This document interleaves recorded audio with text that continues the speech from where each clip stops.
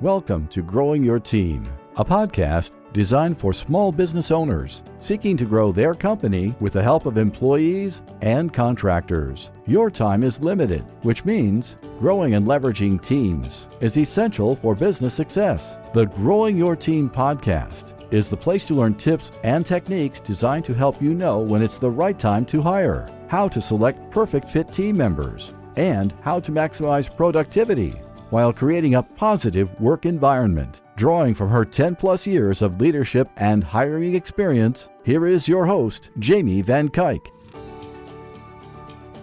Hello, Jamie Van Kuyk here, and welcome back to the Growing Your Team podcast. I know on some of the previous episodes, we've kind of talked about some ways about how the current hiring market is producing some challenges and some unique ways or some outside the box ways or everything to overcome those challenges. But today, I really wanted to talk about some of the things I'm seeing across all openings that I have open right now with my clients, and also what I'm hearing from my other clients that are managing their own job postings. And these are things that you should be aware of that are just a little different than the norm. So in some previous episodes, we talked about how to attract candidates if your old places that you were posting really didn't work, how to get in front of your idea candidates. But here are some other things that I have noticed through recruiting efforts that are worth to note, because if you are posting for your very first position and you're experiencing this, I want you to know that you are not alone. And if you're used to things operating differently and now you're experiencing these, I want you to know that you are not alone. These are not necessarily normal things for the hiring process. And I'm hoping that as time goes on, as things stabilize a little bit more, these things will work their way out to things getting back to the norm with recruiting and finding amazing talents. But here are some things that even if you're able to attract the right people to your post that you might be noticing depending on where you are posting your job. So first off, one of the things I want to say is typically before, whenever we would post a job, we would see the largest amount of candidates within the first few days. And then it would trickle off, it would get lighter, and that's not necessarily the case right now. I have noticed that it's taking longer and longer for that kind of trickle off to happen for a lot of positions where things are staying pretty consistent and pretty steady on a lot of job postings. So that might mean if you're getting, let's say, one candidate every day, you continue to get one candidate every day for a while. And some where you're getting a lot of candidates per day, you're going to continue getting a lot of candidates per day for a while. Where before, as job postings stayed out there longer, fewer and fewer candidates clicked on them or saw them or spent time going down through the post to see those older postings. And that doesn't really seem to be the case anymore. So your job posting that has been out there might not necessarily be getting stale as quickly as before. And stale meaning it's been up there for too long and it's time to pull it down, refresh it, and everything if you want to continue attracting the right talents. So this is a good thing because, like I said, you don't necessarily have to worry about refreshing your job posting. It's going to keep attracting talents, which is better than before. However, at the same time, it might not attract as much talent right out of the gate as you would like to see. So you need to kind of test things out.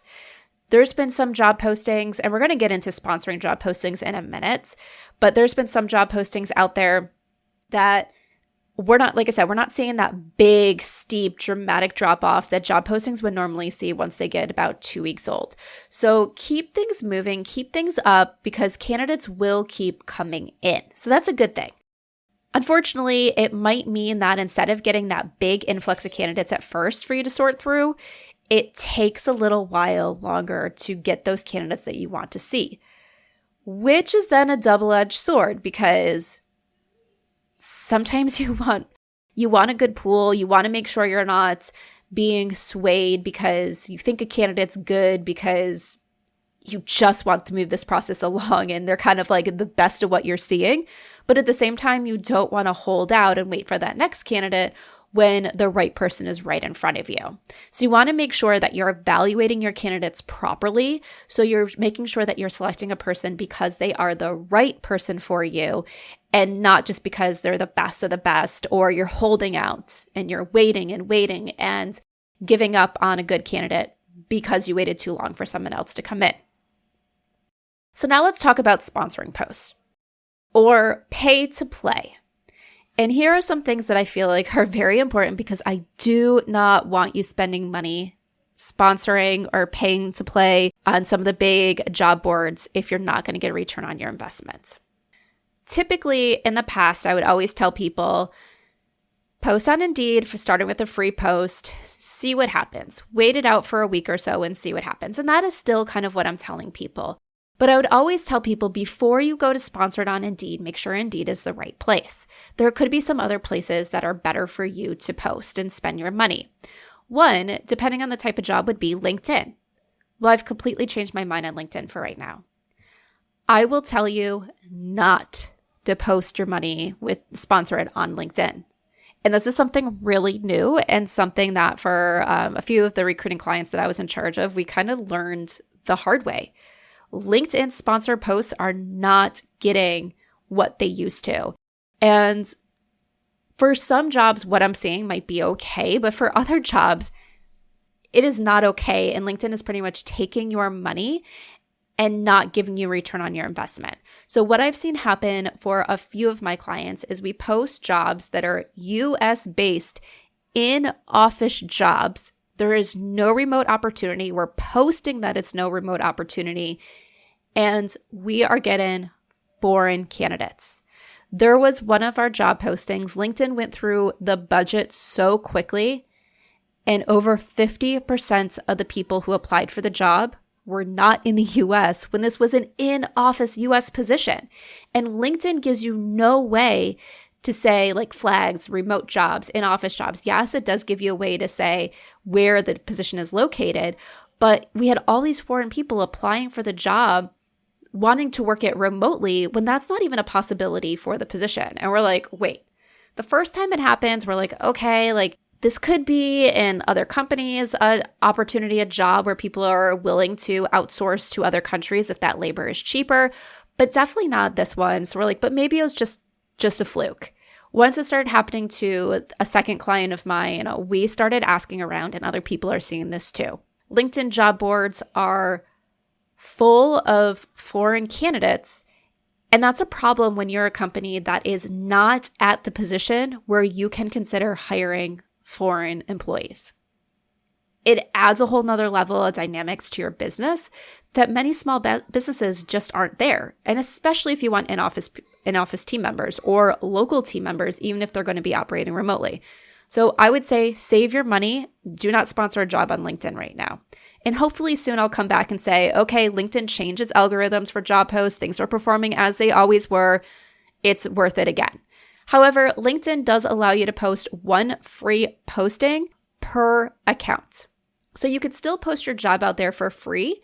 And I will tell you that while applicants have been fairly low on our free postings, the quality of applicants on our free job postings are way better than the few that we attempted to sponsor right now. The other thing I will tell you is before you post on any paid to play sites, this is where there's like a flat fee for a job posting or X amount of dollars per month. Really do your research looking at those job boards. There have been some in the past where I would tell clients, go post here, do it. Like this is a great one. Ones that we have had success with past like recruiting clients. They are some of my favorite job boards, which right now I'm telling my clients, no, do not waste your money. And the reason being is some of these job boards have different tiers of how much you pay, and you get different features and benefits the more you pay per month. And for some of these super large companies, they have great budgets and they're posting lots of positions and they can pay for all these advanced features. As a small business that's maybe hiring once every few months, paying all that for these advanced features is just not worth it. And we've noticed that on some of the job boards, the larger companies are dominating.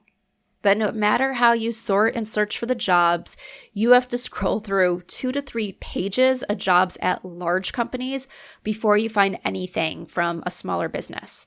And what's happening there? Either candidates are going to look at those jobs for the large companies, apply for it, and never get to those pages 3 and 4 of the job postings to see your job posting, or they're going to say, I don't want to work for a large company. That appears that's all here because that's all they're seeing at first. And they're going to go to a different job board completely. So be careful for any of the pay to play sites. Do your research. Make sure you really look at the activity that's going on there now to see, will the right candidates still see your job posting? Okay, so that's a few things about posting the job. Now let's talk about once you get candidates in. The first thing is scheduling interviews. A few months back, I would tell you that typically if you were going to schedule an interview, candidates would be ready to schedule interviews the next day or the day after that. Nowadays, it seems that most candidates want to schedule their interview 4 to 5 days out. And I think there's a few things that are going on here. One, I know there's been some candidates that the reason they're scheduling it 4 to 5 days out is because they're already contemplating offers or thinking that they're going to get an offer from a company, and they want to see if they're going to get that offer before they interview. The other thing is, I think people are really protecting their time right now. And even though they're looking for new opportunities, they're committed to their jobs. And some people are overworked in their jobs right now, which is part of the reason they're leaving because they're short-staffed and stuff like that. So when they look at their calendar and they look at their obligations, the first time they can find an opening that fits an interview, even a remote interview, even for the people that are working from home to be able to dedicate that time for like a phone or a Zoom interview, it's a few days out. And why does this make a difference? Because it prolongs your process. If before you could get a whole bunch of interviews done in 2 to 3 business days, and now you need to wait a week and a half to get those same number of interviews done because that's the earliest you can schedule with the candidates, it slows down your process. So it's just something that you need to keep in mind.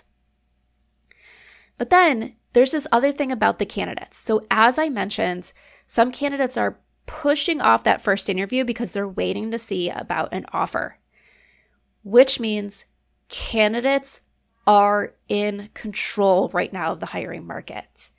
They're getting job offers because there's multiple companies hiring for the small pool of talent, especially the really talented people, which means the good talent moves quickly, which means you don't have time to sit and wait for somebody, or you don't have time to sit and make your decision thinking the person's going to be there. One of my clients just recently, they decided from between the phone screen that I did and their final round of interviews that they were going to interview 4 of the candidates I sent their way. By the time we reached out to those 4, because by the time they said, yep, I blocked the time on my calendar, let's move forward, I'm ready to do those interviews, 2 of those candidates already accepted jobs elsewhere. It is happening all the time. I was supposed to have an interview set up tomorrow morning for someone, and they just contacted me to say, I'm sorry, I accepted a job elsewhere. There's a lot of people canceling even final round interviews because they already accepted a job elsewhere. Talent is moving quickly, and if you're not ready to move quickly, you are going to lose out potentially on the talent that you want to hire. So you need to jump in and be all in to the hiring process once you go to hire. All in. Be ready to make decisions. Block time on your calendar that you can do the interviews that you need to do. Proactively block this time. So even if it means that an interview isn't scheduled during that time, you have that free time, it's better to have it there and not need it than to not have it and then not be able to interview the candidates. It also means be a little flexible. I know we all want to meet candidates in person if it's an in-person job before we make our hiring decisions. But sometimes right now it's very difficult for people to get to the office to interview.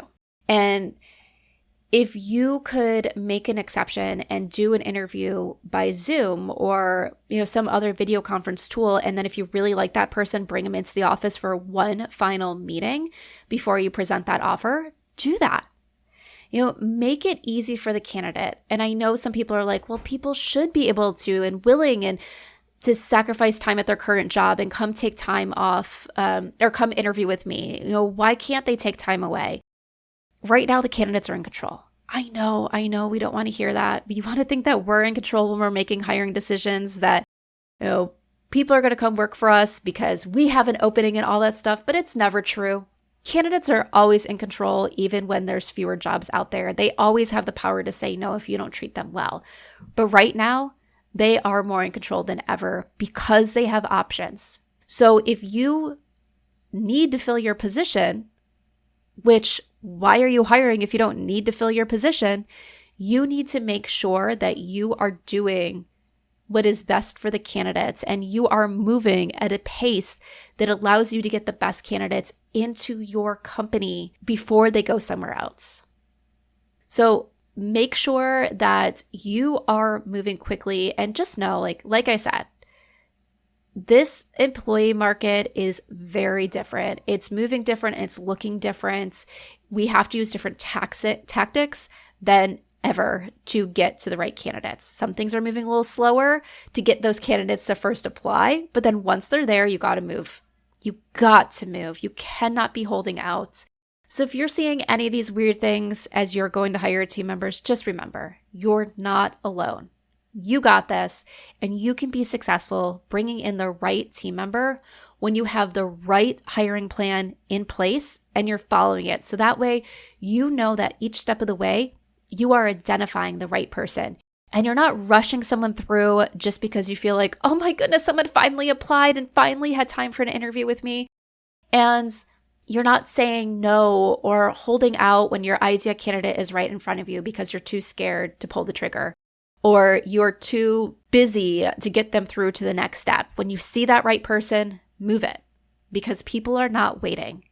And especially with a small business, especially if you're hiring some of your first team members and you don't have that great employer brand built yet where people are dying to work for your company, then you need to move quickly and get the candidates in that are right for your business, and be flexible with this job market, with this employee market. It is different, it is unique, but with the right hiring plan, you can be successful.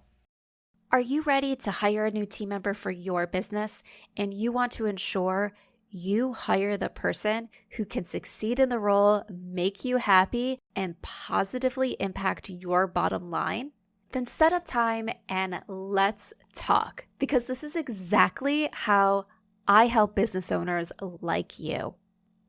When you go through my Hire framework, not only will you learn how to attract candidates who have the passion you desire, but you'll be able to identify and select candidates who have the skills you need and can succeed in the role. Going through this consulting process not only helps you find the right new hire for your current open position, but it teaches you how to repeat this process with every new position you add to your company as it continues to grow. So if you're a small business owner who is ready to hire, has a rough idea of the position you need to add, and you're tired of going through the hiring process only to end up with bad fitting team members, then let's talk. Send me an email at jamie@growingyourteam.com. That's Jamie, Jamie, @growingyourteam.com, or head on over to growingyourteam.com/jumpstart and let's talk about your hiring needs. Thank you for joining us for this episode of Growing Your Team with your host, Jamie Van Kuyk. Be sure to subscribe and head on over to growingyourteam.com to connect, access the show notes, and discover more ways to hire and leverage your perfect fit team.